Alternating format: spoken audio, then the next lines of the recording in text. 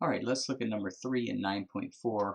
I'm going to show you one technique that some students like to use here. Uh, right away when I read through this problem, I start to think about that, rate times time is equal to distance.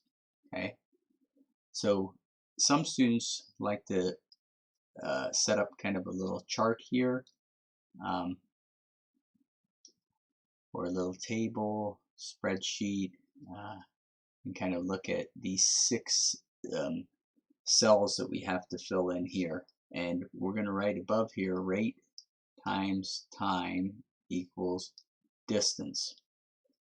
Now, looking through this problem, it says Joan drove to a resort that was 440 miles from her home. The instinct might be to put 440 in here for distance because right away we read 440 here. But let's try to think through everything before we jump to that conclusion, okay? So it says she averaged 49 miles per hour for the first part of her trip. So that seems pretty obvious there that the first part of the trip, the speed is 49. And then the second part of the trip, she's averaging 61 miles per hour.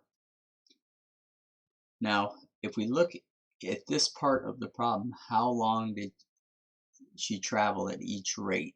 We're going to let X be the first part and Y be the second part of hours. Okay, so I'm going to let X be the first part and Y be the second part.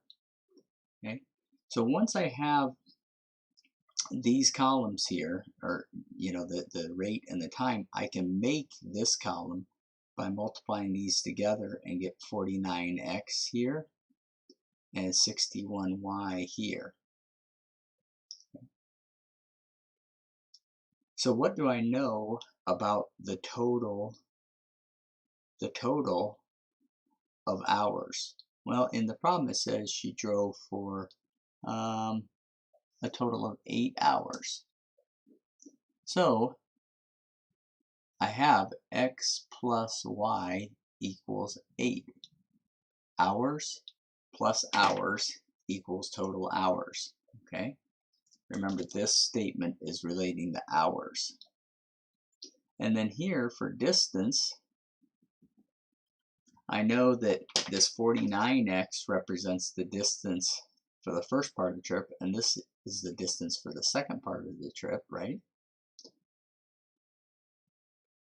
So the total distance is 440. So I can make a statement here that says 49x plus 61y equals 440. Hopefully you can see the matrix here. We get 1, 1, 8, 49, 61, and 440. Okay. Once I do a ref on this matrix, and I've already done this on a separate day, I get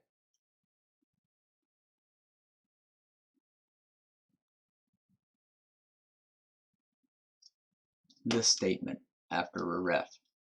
And it doesn't always work out this way, but we have 4 hours for the first part and 4 hours for the second part. Okay.